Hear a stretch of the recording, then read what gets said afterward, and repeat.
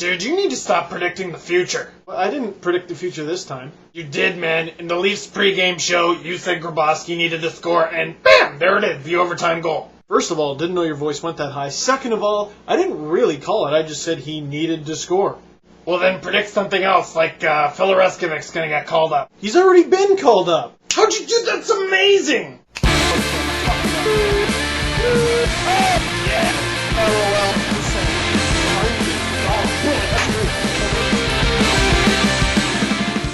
Leafs win 3-2 in overtime. Go figure. That's been the trend lately against the New York Islanders. And as I said in the pregame show on Leafs TV, I was on TV, no big deal. I said something along the lines of, well, yeah, they're playing the last place team, but the last place team, the Islanders, has won their last 2 games. And on top of all that, the Leafs were extremely injury depleted, and they're playing their second game in as many nights. And boy, did the Leafs look flat-footed for a big chunk of that game. Stempniak scores, makes it 1-0. Yay, what just happened? It's 2-1 Islanders. They weren't even done announcing Stempniak's name when the Islanders tied it up. Then in the second, the Leafs took I don't know how many straight penalties, but they were even down 2 men, and somehow, the Leafs killed all those penalties and lived to fight another day in the third. And those penalty kills, headed by a lot of Marlies, by the way, turned out to be the game's difference because Pony came back and scored the tying goal for the Leafs, making it 2-2. And then Grabovski finally snaps his little scoring drought, and the Leafs win at 3-2 in overtime. And Grabovski really didn't need to shoot it the way he did. I think he was just happy to have the opportunity. Because he had a wide open net, but his shot was like this. But hey, it went in, who cares? Now, I was on Leafs TV Interactive all game long. I was chatting with fans live while watching the game,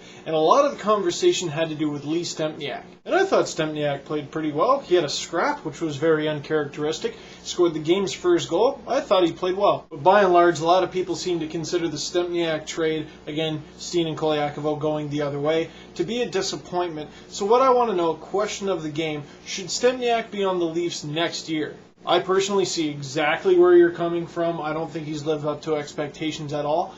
But I think with the right guys on his line, he might be able to pull something off. He's put up some numbers in the past. Second question of the game, you might have noticed a little something different with Martin Gerber. It was Gerber's first time between the pipes for the Leafs with his new Leafs mask. Yay or nay, did you like it or not like it? Personally, I think it's kind of plain, but I like it. I think to confuse shooters, he should just paint the back of his mask on the front. So first question, keep Stempniak or don't keep Stempniak? Second question, do you like Gerber's mask? And the third question, I'm just going to throw it in there, has Ben Andres earned his stay with the Leafs? I mean, he's the captain of the Marlies, he's shown some great leadership, and I think he's been good on the penalty kill. That's it for this game. The Leafs win 3-2 in overtime against the New York Islanders. Big thanks to everyone who joined me on Leafs TV Interactive. I will see you next game.